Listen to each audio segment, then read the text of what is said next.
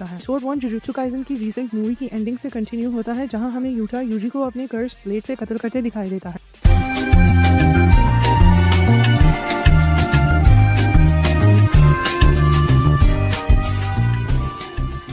तरफ हमें नाओई दिखाया जाता है फ्रॉम द ज़ेनिन क्लैन। जी हाँ, अपने बड़े भाई टोजी का कजन जो कि नहायत ही खड़ूस किस्म का आदमी है। वो फिलहाल चोसो से लड़ाई करता दिखाई देता है because he is after Yuji and everyone else जो कि उसके ज़ेनिन क्लैन का लीडर बनने के रास्ते में रुकावट बन सकते हैं। चोसो एंड नाओई लड़ाई रोककर थोड़ी बातचीत भी करते हैं, जिसमें हमें पता चलता है कि नाओई अपने बड़े भाइयों की कदर नहीं करता और उन्हें लूजर समझता है फॉर फेजिंग देयर क्लैन। चोसो उसे करेक्ट करते हुए ये कहता है कि बड़े भाई ही छोटों को रास्ता दिखाते हैं, अगर वो किसी जगह फेल होते हैं तो उसके छोटे भाई वो रास्ता नहीं चुनते, जो कि बहुत सेंस बनाता है। छोटे अपने बड़ों को देखकर अपने आप को फेलियर से बचा सकते हैं और उनकी सक्सेस से इंस्पायर होकर अपने कदम मजीद सक्सेस की तरफ बढ़ा सकते हैं। मूविंग ऑन, चोसो अपना सारा ब्लड बाहर निकाल लेता है टू ट्रैप नाओई, जो कि हैरान हो जाता है कि चोसो मरा क्यों नहीं अपना सारा ब्लड जाया करने के बावजूद। इन दी एंड चोसो उसका गेम बजा देता है by poisoning his blood and freezing Naoya in it. जब नाओई पर पॉइजन का असर होने लगता है, यूटा ओरा फार्मिंग करते हुए यूजी की डेड बॉडी को घसीटते हुए चोसो के पास से गुजरता है और उसे एक चमाट लगाकर साइड पर हटाता है। वो नाओई की हालत का फायदा उठाते हुए ये नेगोशिएट करता है कि अगर वो यूजी की डेथ की कंफर्मेशन एल्डर्स को देता है तो उसके बदले यूटा अपनी रिवर्स कर्स टेक्निक से उसे रिवाइव कर सकता है और मरने से बचा सकता है। नाओई एकदम से मान जाता है। दूसरी तरफ हमें यूजी की सबकॉन्शियसनेस दिखाई जाती है। उसकी पैदाइश पर वो अपने पिता जिन इतादोरी को देखता है, जो कि यूजी के ग्रैंडफादर को समझा रहा होता है कि अनाप शनाप मत बकें क्योंकि बच्चों को ये बातें याद रह जाती हैं। जिन का पिता फिर भी उसकी फिक्र करते हुए बोलता है कि वो जानता है जिन को औलाद चाहिए थी, मगर ये तरीका गलत है क्योंकि उसकी बीवी तो मर चुकी है। उसी समय हमें यूजी की माता दिखाई देती है जिनका नाम काओरी है, मगर उसके माथे पर सेम गेटो वाले स्कार्स दिखाई देते हैं जो कि प्रूव करते हैं कि काओरी की बॉडी केंजाकू के वश में है। करंटली यूजी को फाइनली होश आता है और वो अपने आप को सुनसान जगह पर पाता है। वो अपने सामने यूटा को देखता है जो कि यूजी को जिंदा देखकर खुशी से झूम उठता है। वो उसे टेम्पररी कत्ल करने के लिए माफी मांगता है और क्लैरिफाई करता है कि वो यूजी के लिए थ्रेट नहीं है क्योंकि सील होने से पहले उनके उस्ताद जी गोजो ने उनसे स्पेशल रिक्वेस्ट की थी to look after his juniors from Jujutsu High. Yuta मजीद यूजी की कंफ्यूजन दूर करने के लिए उसे समझाता है कि उसने कैसे रिवर्स कर्स टेक्निक से उसका हार्ट फौरी तौर पर रिवाइव कर दिया था, जिसके बाद उसने नाओई के आगे यूजी को कत्ल करने का ढोंग रचा ताकि एल्डर्स किसी और एग्जीक्यूशनर को ना भेजें यूजी को कत्ल करने के लिए for the role he played in Shibuya incident season 2।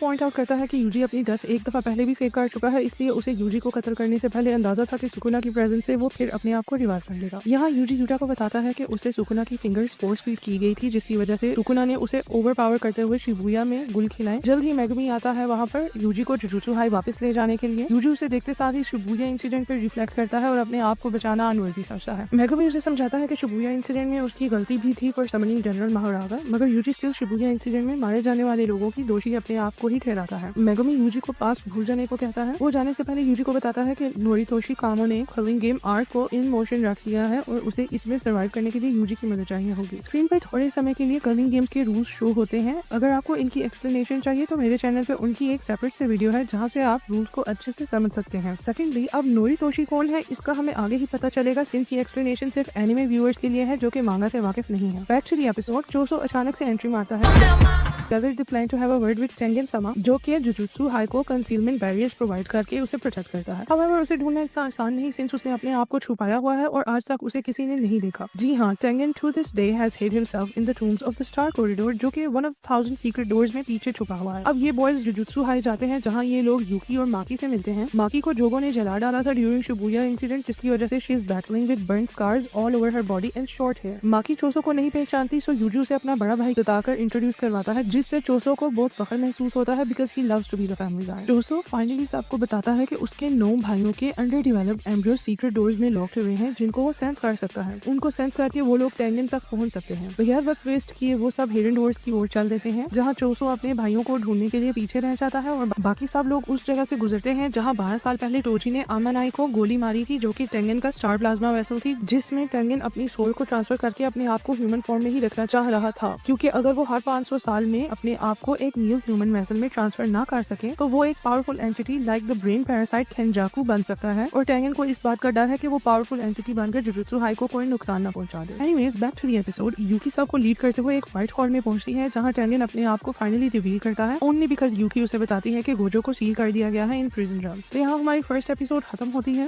तो एपिसोड के शुरू में हमें दिखाया जाता है कि यूकी सब बच्चों के साथ टेंगन को समन कर देती है in the barriers of his tomb of the star. Tengen सबको उनकी सोल सोर्सर स्पेशलिटी और ओरिजिन से पुकारकर उन्हें वेलकम करता है instead of saying their real names. Yuki को ये बात अजीब लगती है कि टेंगन ने यूकी को नहीं वेलकम किया, और टेंगन अपने इरादों से बताता है कि वो श्योर नहीं था कि लास्ट टाइम उसे लगा कि यूकी शिवगुरु और केंजाकू के साथ काम कर रही है, मगर सिंस इट्स कंफर्म कि यूकी यूजी लोगों के साथ है तो टेंगन उसे भी वेलकम कर ही लेता है। अब बच्चे सबसे पहले उससे केंजाकू और कर्लिंग गेम्स का पूछते हैं। मेगमी उससे प्रिजन रैम के बारे में भी पूछता है क्योंकि गोजो वहीं पर सील्ड है, जहाँ टेंगन केंजाकू को नीरोतोशी कामू कह के पुकारता है, जिससे हमें पता चलता है कि नीरोतोशी एक बहुत ही पावरफुल सोर्सर था अपने टाइम का, जिसकी बॉडी केंजाकू ने अपने वश में करके भयानक एक्सपेरिमेंट्स करते हुए चोसो और उसके भाइयों को जन्म दिया था। उसने यूजी की माँ को भी पोजेस किया हुआ था। यूजी भी उसी का बेटा है, जिससे ये बात क्लियर होती है कि यूजी और चोसो सगे भाई हैं। So back to the episode. Tengen इन्हें कर्लिंग गेम्स और केंजाकू के गंदे इरादों से क्लियर करता है, मगर इस सबसे पहले वो एक कंडीशन रखता है जिसके मुताबिक उसे 2 बच्चे चाहिए होंगे उसे बैरियर्स के अंदर गार्ड करने के लिए। उटा को शौक लगता है ये सुनकर, क्योंकि टेंगन तो एक इमॉर्टल बीइंग है, उसे क्या जरूरत प्रोटेक्शन की, वो भी उसी के बैरियर्स के अंदर। माँ की भी तंज करते हुए दिखाई देती है, जिसे लगता है कि टेंगन को भी गोजो की तरह सील हो जाने का डर है। यूकी भी आवाज उठाती है और साफ साफ इनकार कर देती है उसे गार्ड प्रोवाइड करने के लिए, क्योंकि वो नहीं जानती कि टेंगन को कितने समय के लिए गार्ड करना है। टेंगन सफाई देते हुए अपनी खुद की कंडीशन के बारे में बताता है, लेकिन उससे भी पहले वो केंजाकू के मेन ऑब्जेक्टिव को हाईलाइट करता है, जिससे हमें पता चलता है कि केंजाकू पूरे जापान के लोगों की एवोल्यूशन अपने हाथों करना चाहता है। वो चाहता है कि तमाम लोग स्ट्रॉन्ग जुजुत्सु सॉर्सरर्स बन जाएं, इन्हें प्रोटेक्शन की जरूरत ही ना पड़े। जैसा कि हर बंदे को पकड़ पकड़ के इवॉल्व करना बेहद मुश्किल है, Kenjaku is planning to take over Tengen, ताकि वो जापान की पॉपुलेशन को टेंगन के साथ एब्जॉर्ब करके एक ही बार में उन सबको इवॉल्व कर दे, क्योंकि जुजुत्सु वर्ल्ड में सिर्फ टेंगन के पास ही ऐसी पावर्स हैं। यूकी उनसे पूछती है कि वो सब हजारों साल पुराने हैं, उन्होंने पहले ऐसा क्यों नहीं फेस किया। टेंगन उन्हें बताता है कि पहले वो हमेशा ह्यूमन फॉर्म में ही बनकर रहा है और हर 500 साल में सिर्फ एक मर्तबा ही उसका स्टार प्लाज्मा वेसल जन्म लेता है, जिसमें वो अपने आप को ट्रांसफर करता है टू रिमेन ह्यूमन। मगर 12 साल पहले जब उसकी वेसल आमानाई ने जन्म लिया तो टोजी ने उसे मार दिया, जिसकी बदौलत टेंगन अपनी ह्यूमन फॉर्म बरकरार नहीं कर पाया और एक हायर फॉर्म ऑफ कर्स्ट में इवॉल्व हो गया। वो ये भी बताता है कि वो सबको दिखाई जरूर दे रहा है, मगर वो अभी भी छुपा हुआ है, यानी कि वो एक टाइम पर मल्टीपल जगह एग्जिस्ट कर सकता है। अब टेंगन बताता है कि उसकी इसी कमजोरी की वजह से केंजाकू उस पर हमला कर सकता है। सिंस केंजाकू अभी सुगुरु के शरीर में है, वो उसकी कर्स स्पिरिट मैनिपुलेशन के जरिए टेंगन को एक कर्स की तरह इजीली एब्जॉर्ब कर सकता है। अगर ऐसा हो गया तो केंजाकू को टेंगन के बैरियर टेक्निक्स मिल जाएंगे, जो पूरे जुजुत्सु वर्ल्ड की फाउंडेशन है। ऐसा ना हो इसलिए टेंगन को 2 लोगों की जरूरत है जो उसे एट ऑल टाइम्स प्रोटेक्ट करें। ये बात सबको वैलिड लगती है और ये सुनते ही यूकी और चोसो उसके साथ रुकने और उसकी गार्डिंग करने के लिए वॉलंटियर करते हैं, जबकि बाकी लोग कर्लिंग गेम्स से रिलेटेड मिशंस के लिए आगे बढ़ते हैं। तो गाइस, आगे कर्लिंग गेम्स के रूल्स को मैं डिस्कस करने जा रही हूँ। अगर आपको रूल्स को डिटेल में समझना है तो आप मेरे चैनल पर उनकी एक्सप्लेनेशन वीडियोस देख सकते हैं, जिससे आपको और भी अच्छे से उसके रूल्स का अंदाजा हो जाएगा। Back in the episode, Tengen उन सबको समझाता है कि कर्लिंग गेम एक बहुत ही बड़ी जुजुत्सु रिचुअल है जो जापान भर में 10 बैरियर डिफाइंड कॉलोनीज के जरिए चल रही है, यानी कि सब कॉलोनीज को केंजाकू ने बैरियर्स के जरिए कनेक्ट किया हुआ है। अगर इनमें से कोई भी बाहर निकलने की कोशिश करे तो सीधा मारा जाएगा। इस गेम में सिर्फ करंट सोर्सर्स ही नहीं बल्कि पुराने जमाने के सोर्सर्स भी शामिल हैं, जो कि नए शरीर में जन्म लेकर आए हैं। साथ ही वो सिविलियंस भी शामिल हैं जिन्हें जबरदस्ती कर्स यूजर्स बना दिया गया बाय केंजाकू, जिसने सुगुरु की बॉडी में उसकी कर्स टेक्निक का उपयोग करते हुए सब नॉन सोर्सर्स को सोर्सर बना दिया था in the end of jujutsu Kaisen season 2। Tengen ये क्लियर करता है कि कर्लिंग गेम केंजाकू से अलग और इंडिपेंडेंटली ऑपरेट करती है। अगर केंजाकू को मार भी दिया जाए तब भी गेम खुद ब खुद खत्म नहीं होगी, क्योंकि ये बाइंडिंग वाउस और रूल्स पर बेस्ड है जो बैरियर्स के अंदर परमानेंटली सेट किए गए हैं। गेम रूल्स सुनते हुए यूजी लोग गेम मास्टर का पूछते हैं तो टेंगन उन्हें बताता है कि गेम मास्टर्स का इंटरफेस एक कोगानी नाम का शिकिगामी है जो सब पार्टिसिपेंट्स को प्रोवाइड किया जाएगा, यानी कि केंजाकू ने इस तरह से गेम मोशन में सेट की है कि जिससे ये साबित हो जाता है कि गेम ही गेम मास्टर के तौर पर पार्टिसिपेंट्स को सर्व की जा रही है। इसमें तमाम पार्टिसिपेंट्स को लड़ना होगा, दूसरों को मारकर पॉइंट्स अर्न करने होंगे और अगर कोई पार्टिसिपेट नहीं करता या पार्टिसिपेट करके पॉइंट्स नहीं बनाता तो उसे मौत की सजा मिलेगी। इस गेम का मकसद बिला वजह की मार कुटाई या एंटरटेनमेंट नहीं है, बल्कि तमाम जापान के स्केल पर कर्स्ड एनर्जी बनाना और उसे प्योरीफाई करना है। इसके बाद बात होती है कि कर्लिंग गेम को कैसे रोका जा सकता है। टेंगन बताता है कि गेम को रोकने के सिर्फ 2 ही रियलिस्टिक तरीके हैं। वो पहला लूप होल ये ढूंढता है कि गेम को खेला जाए, उसमें 100 लोगों को कत्ल करके 100 पॉइंट्स जमा किए जाएं और उन पॉइंट्स का यूज करके नए रूल्स ऐड किए जाएं जो सिस्टम को अंदर से तोड़ सकते हैं। ये सुनते ही यूजी दुखी हो जाता है, क्योंकि वो ऑलरेडी सुकुना के कत्ल किए हुए लोगों के लिए गिल्टी फील करता है। और दूसरा ऑप्शन ये है कि सातोरू गोजो को प्रिजन जेल से बाहर निकाला जाए, क्योंकि गोजो की स्ट्रेंथ इतनी ज्यादा है कि वो खुद ही पूरे सिस्टम को ओवरपावर कर सकता है। अब दोस्तों, यहाँ मुझे कंफ्यूजन है। पूरी एपिसोड में बार बार यही बताया गया है कि गोजो 12 साल पहले प्रिजन जेल में सील हुआ था, जबकि यूजी और बाकी सब स्टूडेंट्स 12 साल पहले भी उतनी ही एज के थे जितने के वो आज है। ये सब कैसे हुआ, मैं तो कंफ्यूज हूँ। तो अगर आपको इसका कुछ मालूम है तो काइंडली आप कमेंट्स में मुझे इसकी एक्सप्लेनेशन कर सकते हैं। And speaking of prison realm, Tengen Yuji लोगों को प्रिजन रैम की बैक साइड ऑफर करता है।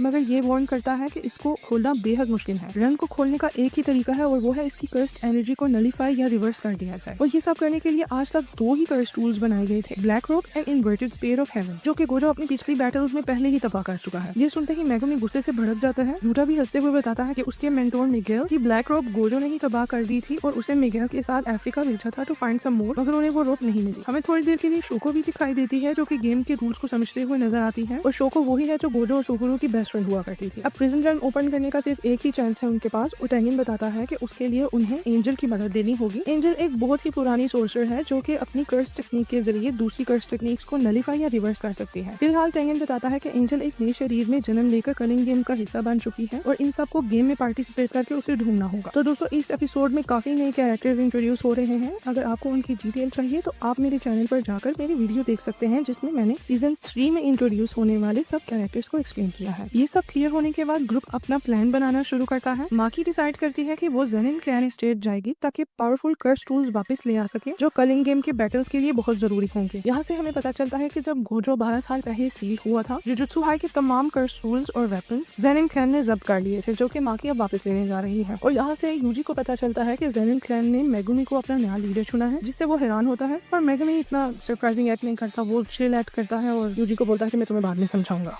अब यूटा अकेला कलिंग गेम में एंटर करने का फैसला करता है ताकि इन्फॉर्मेशन गैदर कर सके, पॉइंट्स कमा सके और शायद एंजल को ढूंढ सके। यूजी और मेगुमी को किंजी हाकारी को ढूंढने की जिम्मेदारी दी जाती है, जो कि एक suspended 3rd year jujutsu high student है और जिसका कर्स टेक्निक गेम के अंदर काफी यूजफुल हो सकता है। यहाँ पर एक बहुत ही फनी सीन दिखाया जाता है। यूजी को डर लगता है कि वो मेगुमी के साथ अकेला जा रहा है, क्योंकि उसे डर है कि सुकुना दोबारा उसकी बॉडी को पोजेस करके मेगुमी को अपने काम के लिए इस्तेमाल न कर ले कहीं। इसीलिए उसने यूटा से प्रॉमिस किया था कि अगर उसमें सुकुना आए तो यूटा उसका कत्ल कर दे। मगर सिंस यूटा अपने प्लान की तरफ जा रहा है तो यूजी को डर है कि वो कहीं सुकुना के थ्रू मेगुमी को कत्ल ना कर दे, मगर Megumi is ready to die, वो ऐसा बोल भी देता है। तो दोस्तों एपिसोड के एंड में यूजी का ग्रुप अलग अलग डायरेक्शन में निकल जाता है अपने अपने मिशंस के लिए। अब कलिंग गेम पूरी तरह एक्सप्लेन हो चुकी है, उसके रूल्स क्लियर हैं और ऑब्जेक्टिव सेट हो चुके हैं, जो कि कॉलोनीज के अंदर सर्वाइव करना, रूल्स को मैनिपुलेट करना, एंजल को ढूंढना, गोजो को फ्री करना है। ये एपिसोड पूरे आर्क का स्ट्रक्चर एस्टैब्लिश करता है, किंजाकू के प्लान को क्लियरली डिफाइन करता है और हर कैरेक्टर के फ्यूचर पाथ को सेटअप करता है। एपिसोड 4 की ओपनिंग होती है माकी से, जो कि सालों बाद अपने क्लैन के मेन हाउस जा पहुंचती है to retrieve the curse tools her clan store in Gojo's absence. उसका सामना सबसे पहले नाया से होता है, जो तुरंत उसे पहचान लेता है। माकी को ये देख के हैरानगी होती है कि नाया उसे उसके चेहरे से पहचानता है, ना कि उसकी बैक साइड से। Since he is a misogynist, जो कि लड़कियों को सिर्फ सेक्स ऑब्जेक्ट की तरह ट्रीट करता है, तो वो उसे अपनी बकवास बंद करने को कहता है और ये सजेस्ट करता है कि वो यूटा और मेगुमी के साइड में कायम रहे, क्योंकि उसकी अपनी कोई पहचान नहीं। वो उसे ये भी याद दिलाता है कि ना ही उसके पास कोई कर्स एनर्जी है और अब तो उसकी शक्ल भी नहीं बची क्योंकि वो जल गई थी। तो इसलिए वो उसे ये भी याद दिलाता है कि अब वो किसी काम की नहीं रही। इसके साथ साथ ही वो उसे याद दिलाता है कि कैसे वो उसे बचपन में बुली किया करता था। इससे पहले वो उसे दोबारा बुली करे माकी आगे को बढ़ जाती है और उसकी बातों से उसको घंटा फर्क नहीं पड़ता। अब वो अपना कर्स ब्लेड हाथ में थामे कर्स टूल्स के हॉल की ओर बढ़ती है, जहाँ एक औरत उसे रोकने की कोशिश करती है, मगर माकी उसकी एक नहीं सुनती। इससे पहले औरत की शक्ल दिखे सीन्स पास्ट की एक फ्लैशबैक दिखाते हैं, जिसमें माकी मेगुमी से बात करते दिखाई देती है। वो उसे साफ साफ बताती है कि क्लैन का लीडर नाओगिता ज़ेनिन लास्ट टाइम उसी के साथ था शिबुया इंसिडेंट में, और उसकी यही इच्छा थी कि क्लैन का नेक्स्ट लीडर मेगुमी बने और उसके तमाम टूल्स और ट्रेजर्स मेगुमी ही पोजेस करे। मेगुमी को इन सब से फर्क नहीं पड़ता और वो माकी को परमिशन दे देता है to become the next clan leader, since Maki और उसकी जुड़वा बहन माई की एक ही इच्छा थी क्लैन को लीड करना। माकी क्रिटिकल थिंकिंग करते दिखाई देती है। उसका मानना है कि वो भी क्लैन को लीड नहीं कर सकती because of Mai who also wants to lead the clan. Scenes वापस प्रेजेंट में शिफ्ट होते हैं, जहां हमें दिखाया जाता है कि माकी को और कोई नहीं बल्कि उसकी अपनी माँ ही रोक रही है हॉल में जाने से। उसकी माँ क्लैन में रहते हुए एक काम वाली नौकरानी बन कर रह गई है, ये उसके लिबास से ही जाहिर होता है। दूसरी तरफ हमें माकी के अंकल्स नाया और जिनीची दिखाए जाते हैं, जो कि क्लैन के फ्यूचर की बातें करते दिखाई देते हैं। जिनीची ये मानता है कि अगर मेगुमी को क्लैन का लीडर बना दें तो वो जापान की 3 मेन क्लैन्स में अपना स्टेटस ऊंचा कर सकते हैं, क्योंकि मेगुमी के उन क्लैन लीडर्स के साथ अच्छे ताल्लुकात हैं। तो इन मेन फैमिलीज में Zenin clan, Gojo clan and कामो क्लैन है। गोजो तो जैसे मेगुमी का दूसरा पिता था, और कामो क्लैन की बात की जाए तो उसका नेक्स्ट लीडर अपने बाप के बाद चोसो खुद है, व्हिच एक्सप्लेन्स कि कैसे मेन क्लैन्स मेगुमी को लीडर बनता देखकर ज़ेनिन क्लैन को फौरन से अपना इक्वल एक्सेप्ट कर लेंगे। नाया एकदम से चौंक जाता है ये सुनकर, क्योंकि उसे लगता था सब उसके नेक्स्ट लीडर बनने के फेवर में है। जिनीची फौरन से अपनी स्टेटमेंट चेंज करता है, ये बोलते हुए कि सिंस जुजुत्सु हेडक्वार्टर्स ने ये लॉ पास किया है कि अगर कोई गोजो को उसकी सीयू से आजाद करने की कोशिश करे तो वो जुजुत्सु वर्ल्ड का गद्दार माना जाएगा। लिहाजा जिनीची प्रपोज करता है कि क्यों ना एक तीर से 3 शिकार करें और मेगुमी, माकी और माई को गद्दार एक्यूज करके उनका कत्ल कर दें, ताकि वो जुजुत्सु हेडक्वार्टर का फेवर गेन कर सकें। और वैसे भी ये बात सच है कि वो गोजो को आजाद करने के चक्रों में है, जो कि इस वक्त जुजुत्सु हेडक्वार्टर्स में एक क्राइम समझा जाता है। दूसरी तरफ माकी फाइनली हॉल में पहुंचती है, जहां उसके पिता ओगी ज़ेनिन पहले से ही उसके इंतजार में खड़े होते हैं। माकी एकदम शॉक में चली जाती है to see Mai beaten up on the ground in Ogi's feet. जी हाँ, ओगी को अपनी बेटियों से इतनी नफरत है कि वो उनका कत्ल करने तक वो तैयार है, क्योंकि ज़ेनिन क्लैन बेटों को तरजीह देता है, बेटियों को नहीं। This explains why Maki and Mai ran away ages ago. Maki उसे अपने ब्लेड से मारने आती है, मगर वो उसको अपने ब्लेड से पहले ही जख्मी करता है। और यहाँ बहुत ही बुरा सीन दिखाया जाता है, जहाँ माकी और माई दोनों ही मौत का सामना करते हुए दिखाई देती हैं। ओगी माकी और माई दोनों को घसीटते हुए डंजन की तरफ ले जाता है, और इवन तो उसकी दोनों बेटियां मौत के कुएं में हैं, वो उन्हें बातें सुनाता है कि कैसे उनकी वजह से वो क्लैन का नेक्स्ट लीडर नहीं बन सका और उसका भाई नाओबिता उसकी जगह ले गया, क्योंकि उसने बेटों को जन्म दिया हुआ था। वो अपने फेलियर्स का सारा इल्जाम अपनी बेटियों पे डालता है। वो उन्हें फाइनली डंजन में फेंकता है, जहाँ उसने लो ग्रेड कर्सेस को कैद कर रखा है। उसे लगता है कि दोनों बेटियों को भूखे कर्सेस खा जाएंगे, इससे पहले कर्सेस उन पर हमला करें। माई होश पकड़ती है और माकी को इस हालत में देखकर रोती है। वो उसे अपनी गोद में रखती है और अपनी सीक्रेट कर्स टेक्निक का इस्तेमाल करती है। वो अपने आप को और माकी को उसकी सबकॉन्शियस में ले जाती है, जहाँ दोनों बहनें एक बीच पर सही सलामत दिखाई देती हैं। वो माकी से शेयर करती है कि उसकी कर्स टेक्निक कुछ खास नहीं, इसलिए उसने आज से पहले किसी को बताया नहीं, ताकि उसकी बेइज्जती न हो। अब वो माकी को चार्ज देती है और बोलती है, बहन जो करना है अब आगे तुमने ही करना है, क्योंकि मैं आगे ही वुंडेड थी और कर्स टेक्निक इस्तेमाल करने से मेरी मौत के चांसेस मजीद बढ़ गए हैं। वो वहाँ से जाने लगती है, मगर माकी उसको रुकने का बोलती है। माई थोड़े समय के लिए रुककर उसे बोलती है कि ज़ेनिन क्लैन में ट्विंस को वैसे भी बैड लक समझते हैं, जबकि बाकी की दुनिया ट्विंस को एक ही समझती है। इसलिए वो एडवाइस करती है कि माकी उसके हिस्से की लड़ाई करे और पूरे क्लैन को डिस्ट्रॉय कर दे। वो उसके हाथ में एक वीट का ग्रेन देकर गायब हो जाती है। उसकी कर्स्ड एनर्जी से माकी वापस जिंदा हो जाती है, मगर माई को मरा देखकर उसकी आंखों में आंसू आ जाते हैं। उसके सामने सारे लो ग्रेड कर्सेस भी आ चुके होते हैं। वो माई और अपना ब्लेड हाथ में लेकर कर्सेस को एक्सरसाइज करने के लिए आगे बढ़ती है। उसके पिता को अचानक से फीलिंग आती है कि सारे कर्सेस को किसी ने एक्सरसाइज कर दिया है, यानी खत्म कर दिया है। तो वो फौरन से अपनी कर्स टेक्निक एक्टिवेट करता है, ये बोलते हुए कि जो सी भी बेटी ने ये किया है वो उसकी हड्डियों तक को तोड़ डालेगा। इससे पहले वो कुछ करे, माकी उसके सर के ऊपर वाला हिस्सा अपने ब्लेड से काट देती है, जिससे उसकी इंस्टेंट मौत हो जाती है। इसके बाद माकी क्लैन के मेन हाउस की तरफ चल देती है और उसके माइंड में एक ही आवाज होती है, और वो होती है माई की, जो उसे बोल रही होती है पूरे क्लैन को तबाह कर दो। अचानक से क्लैन की आर्मी सबको माकी के बारे में अलर्ट करती है, जिसमें क्लैन के स्ट्रॉन्गेस्ट एल्डर्स और क्लैन की आर्मी का कैप्टन सामने आता है। नरेशन में ये बताया जाता है कि क्लैन का हर बच्चा उनकी पर्सनल आर्मी में सर्व करता है, यानी कि पूरा क्लैन माकी के अगेंस्ट खड़ा हो जाता है। माकी यहाँ ओरा फार्म करते हुए पूरी आर्मी से लड़ती है अकेले में। शी शोज नो मर्सी, और जो भी उसके सामने आता है वो उसको अपने ब्लेड के साथ काट कर रख देती है।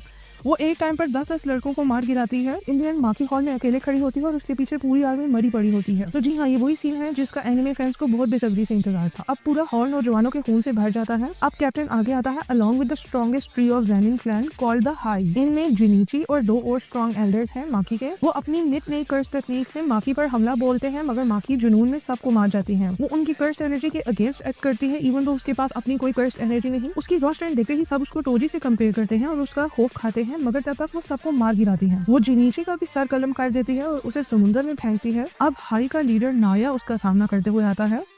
उसके पिता नाओबिता वाली कर्स टेक्निक है, जिसके जरिए वो आगे होने वाले सीन की 24 फ्रेम्स पहले ही प्रिडिक्ट कर लेता है। वो इसकी मदद से माकी का मूव प्रिडिक्ट करता है और उसे मारने के लिए फुल स्पीड से आगे आता है, मगर माकी नाओबिता को शिबुया इंसिडेंट में लड़ता देखकर उसकी टेक्निक से अच्छे से पहले से ही वाकिफ हो चुकी थी। इसीलिए वो नाया का मूव इन एडवांस प्रिडिक्ट करती है, और जो ही वो उसको मारने के लिए उसके पास पहुंचता है वो उसे इतने जोर से मुक्का मारती है कि उसका पूरा जबड़ा टूट जाता है। अब माकी मेन हाउस में वापस जाती है, जहाँ वो अपनी माँ को ढूंढ कर उसका कत्ल भी करती है, ताकि क्लैन का एक भी बंदा पीछे न बचे। दूसरी तरफ नाया मेन हाउस में रेंगता हुआ वापस आता है, जो कि माकी को गालियां देते हुए दिखाई देता है। माकी की माँ मरने से पहले नाया की कमर में अपना खंजर खोद देती है, जिससे उसकी मौत हो जाती है। एपिसोड के एंड में माकी माई की बॉडी उठाकर उसके स्कूल ले जाती है और उसकी सहेली को सौंप देती है, जो कि माई को मरा देखकर बहुत होती है। एंड में स्क्रीन पर न्यूज शो होती है कि पूरा ज़ेनिन क्लैन सस्पिशियसली मारा गया है। पुलिस कातिल की तफ्तीश कर रही है। गोजो क्लैन और कामो क्लैन ने जुजुत्सु हेडक्वार्टर में अपील की है to outcast Zenin clan from the main 3 family. उनकी ये अपील जुजुत्सु हेडक्वार्टर ने एक्सेप्ट कर ली है, यानी कि Zenin clan does not exist any.